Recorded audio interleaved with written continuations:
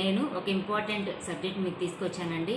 అదేంటంటే open plots మనం కొనాలనుకుంటే ఏ విధమైన జాగ్రత్తలు తీసుకోవాలి, దానికి ఏ విధమైన డాక్యుమెంట్స్ని మనం వెండర్ దగ్గర నుంచి కలెక్ట్ చేసుకోవాలి, అవి కరెక్ట్గా ఉన్నాయా లేదా ఏ విధంగా చెక్ చేసుకోవాలి అనే టాపిక్ నుంచి ఈరోజు డిస్కస్ చేస్తానండి. నా వీడియో కనుక మీకు నచ్చి ఇది యూస్ఫుల్ కంటెంట్ లాగా మీకు అనిపిస్తే కనుక నా ఛానల్ని సబ్స్క్రైబ్ చేయండి, షేర్ చేయండి, లైక్ చేయండి, అదేవిధంగా బెల్ ఐకాన్ని క్లిక్ చేసి నాకు సపోర్ట్ చేయండి. ఫస్ట్లీ మనం ఓపెన్ ప్లాట్లు కొందాం అనుకున్నాం. అసలు ఓపెన్ ప్లాట్ ఎలా అని ఏది ఎంచుకోవాలి, ఏది తీసుకోవాలి, దాన్ని ఏ విధంగా జెన్యూనా కాదా చెక్ చేసుకోవాలి, అదేవిధంగా ఆ ప్రాపర్టీ అమ్మే వెండర్ జెన్యూనా కాదా ఏ విధంగా తెలుసుకోవాలి అనే టాపిక్ మీద నేను ఈరోజు డిస్కస్ చేస్తానండి. యాక్చువల్లీ ఫస్ట్ మనం ఫ్లాట్ కొందాం అనుకున్నప్పుడు మనం ఫస్ట్ చెక్ చేసుకోవాల్సింది డాక్యుమెంట్స్ అండి. ఫస్ట్ మన వెండర్ దగ్గర నుంచి ఆ ఒరిజినల్ డాక్యుమెంట్స్ని కలెక్ట్ చేసుకొని ఒరిజినల్ డాక్యుమెంట్స్ని మన అడ్వకేట్ కానీ లేదా అనుభవం కలిగిన దస్తావేజీ లేఖల దగ్గరికి కానీ తీసుకెళ్ళి దాని యొక్క ఎన్కంబరెన్స్ సర్టిఫికేట్ని మనం పరిశీలించుకోవాలండి. ఎన్కంబరెన్స్ సర్టిఫికేట్లో వాళ్ళు ఏ విధమైతే ఒరిజినల్ డాక్యుమెంట్ ఇచ్చారో ఆ డాక్యుమెంట్ నెంబర్లు రిఫ్లెక్ట్ అయినాయా లేదా, దాంట్లో వెండర్స్ ఆర్ వెండీస్ నేమ్స్ ఉన్నాయా లేదా, అదేవిధంగా లింక్ డాక్యుమెంట్స్ అన్నీ కూడా దాంట్లో పొందుపరిచారా, అది అన్నీ లీగల్గా జరిగాయా లేదా, ఆ డాక్యుమెంటేషన్ అంతా లీగల్గా ఉన్నదా లేదా అనేది ఫస్ట్లీ చెక్ చేసుకోవాలి. అదేవిధంగా వాళ్ళు ఇచ్చిన డాక్యుమెంట్స్ ఒరిజినల్ డాక్యుమెంట్స్ అనేవి జెన్యూనా, అవి రిజిస్టర్డ్ డాక్యుమెంట్స్ ఏనా అనేది సర్టిఫైడ్ కాపీ ద్వారా మనం తెలుసుకోవచ్చండి. ఇవి ఏ రిజిస్టర్ ఆఫీస్లో అయినా మీకు అప్లికేషన్ పెట్టుకుంటే ఇస్తారు. దాని ద్వారా ఆ డాక్యుమెంట్స్ జెన్యూనా కాదా మీరు చెక్ చేసుకోవచ్చు. అదేవిధంగా ఒక ప్లాట్ కానీ ఒక ఆస్తి కానీ ఏదైనా కొనాలన్నా దానికి 30 years బిఫోరు లీగల్ అనేది మనం ఖచ్చితంగా మనం చెక్ చేసుకోవాలి. ఆ చెక్ చేసుకొని ఆ 30 years లీగల్ కనుక కరెక్ట్గా ఉంటే కనుక ఆ ఈసీ ఆ సర్టిఫైడ్ కాపీని జెన్యూన్ అయితే కనుక మనం ముందుకి ప్రొసీడ్ అవ్వచ్చండి. యాక్చువల్గా ఒక ప్లాట్ రిజిస్ట్రేషన్ అంటే ఒక రైతు దగ్గర ఒక డెవలపర్ ప్లాట్ కొని దాన్ని ఉడా నామ్స్ ప్రకారం ఆ ప్లాట్లుగా డివైడ్ చేసి దాన్ని కనుక మనకి విక్రయిస్తే అది భవిష్యత్తులో ఎటువంటి ఇబ్బంది ఉండదండి. అలా విధంగా నాన్ లేఅవుట్ ప్లాట్స్ కనుక మనం భవిష్యత్తులో కొనుక్కుంటే కనుక దాని భవిష్యత్తులో చాలా ఇబ్బందులు పడతాము.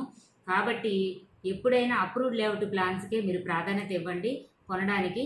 అదేవిధంగా ప్రాపర్టీ డాక్యుమెంటేషన్ విషయానికి వస్తే ఆ ప్రాపర్టీ అనేది ఏ విధంగా బదలాయింపు జరిగినది అంటే sale, gift are will a విధంగా జరిగింది, ఆ ప్రాపర్టీ అనేది ఏ విధంగా బదలాయించబడింది, అది ఏమన్నా మైనర్ ప్రాపర్టీ ఉందా లేదా, అది ఏమన్నా సెల్ఫ్ ఎక్వైర్డ్ ప్రాపర్టీయా లేదా ఇన్హెరిటెడ్ ప్రాపర్టీయా. సెల్ఫ్ ఎక్వైర్డ్ ప్రాపర్టీ అంటే తన స్వార్జితంగా తను కొనుక్కున్న ప్రాపర్టీని సెల్ఫ్ ఎక్వైర్డ్ ప్రాపర్టీ అంటారు. అదేవిధంగా ఇన్హెరిటెడ్ ప్రాపర్టీ అంటే పూర్వార్జితం కానీ లేదంటే ఒక ఎక్స్ పర్సన్ పేరు మీద ప్రాపర్టీ ఉంటే ఆ ఎక్స్ పర్సన్ కనుక ఇంటర్స్టేట్గా డైడ్ అయితే కనుక అతని యొక్క లీగలైజ్ చేస్తే దాన్ని డాక్యుమెంట్ ఇన్హెరిటెడ్గా వచ్చిన ప్రాపర్టీ అని లేదా వారసత్వ రీత్యా వచ్చిన ఆస్తి అని అంటారు. అవి కరెక్ట్గా ఉన్నాయా లేదా, ఆ దాంట్లో ఉండవలసిన లీగలైజ్ అందరూ ఆ సేల్ డీడ్లో ఆ డీడ్లో పొందుపరిచారా లేదా అనేది తెలుసుకోవాలి. ఇన్ కేస్ మీరు కొనుక్కునే ప్రాపర్టీ యొక్క హోల్డర్ కనుక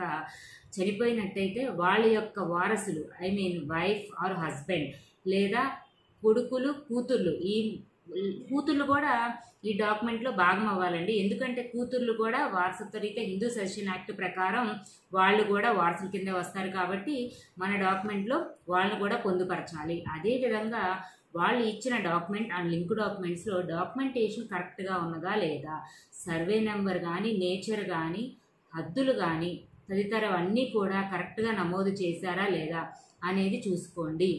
అదేవిధంగా మీరు ఏదైతే ప్రాపర్టీ కొంటున్నారో వాటికి నాలా ఛార్జెస్ చెల్లించారా, ఉడా నామ్స్ ప్రకారం ఆ ప్రాపర్టీ అనేది డివైడ్ చేయబడిందా, ఆ ప్లాట్ని విక్రయిస్తున్నారా అనేది తెలుసుకోండి.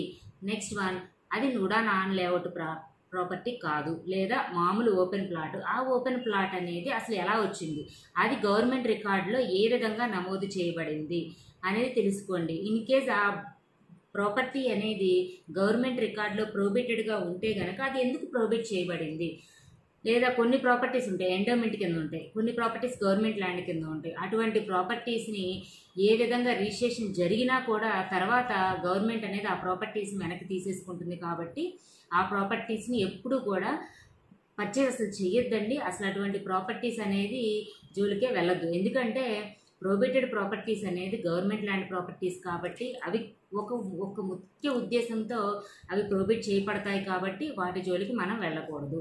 కాబట్టి ఎప్పుడైతే ఓపెన్ ప్లాట్ రిజిస్ట్రేషన్ చేసుకుందాం అనుకుంటున్నారో అప్పుడు ఆ ప్రాపర్టీ యొక్క 4 మెజర్మెంట్స్ని క్యాలిక్యులేట్ చేసుకోండి. అది డాక్యుమెంట్లో పొందుపరచుకోండి.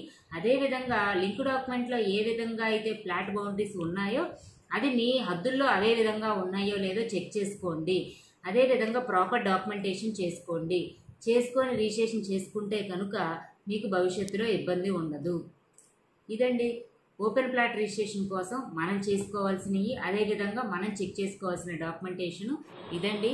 ఓపెన్ ప్లాట్లు కొనాలనుకున్నా లేదా ఓపెన్ ప్లాట్లు రిజిస్ట్రేషన్ చేసుకోవాలనుకున్నా మనకు కావాల్సిన డాక్యుమెంట్స్, మనం చెక్ చేసుకోవాల్సిన డాక్యుమెంట్స్ మళ్ళీ ఒకసారి చెప్తానండి. ఒకటి, first 30 years of income certificate తీసుకోండి. అదేవిధంగా ఒరిజినల్ డాక్యుమెంట్స్ జెన్యూనా కాదా అని సర్టిఫైడ్ కాపీలు తీసుకోండి. అదేవిధంగా డాక్యుమెంటేషన్ కరెక్ట్గా ఉందా లేదా అనేది మీ దగ్గర ఉన్న అడ్వకేట్ దగ్గర కానీ లేదా సీనియర్ డాక్యుమెంట్ రైటర్ దగ్గరికి వెళ్ళి చెక్ చేసుకోండి. అదేవిధంగా ప్రాపర్టీ అనేది వెండర్ ఎవరైతే అమ్ముతున్నారో వాళ్ళు సెల్ఫ్ ఎక్లైడ్ ప్రాపర్టీయా లేదా ఇతరత్ర వారసులు ఎవరైనా ఉన్నారో చెక్ చేసుకోండి. ఈ విధంగా చెక్ చేసుకొని అదే ప్లాట్ అప్రూవ్డ్ లేఅవుట్ ఉందా లేదా, నాలా కన్వర్షన్ అయిందా లేదా, నాలా ఛార్జెస్ చెల్లించారా లేదా అన్నీ చెక్ చేసుకున్న తర్వాతే మీరు ముందుకు ప్రొసీడ్ అవ్వండి. ఈ విధంగా కనుక మీరు డాక్యుమెంటేషన్ చెక్ చేసుకుంటే భవిష్యత్తులో మీకు ఇబ్బంది ఉండదు. కాబట్టి నేను ఈ విధమైన వాల్యుబుల్ ఇన్ఫర్మేషన్ని మీకు ఇచ్చాను అనుకుంటున్నాను. నా వీడియోలో కనుక కంటెంట్ మీకు నచ్చినట్టయితే, అందరికీ యూస్ఫుల్గా ఉన్నదనుకుంటే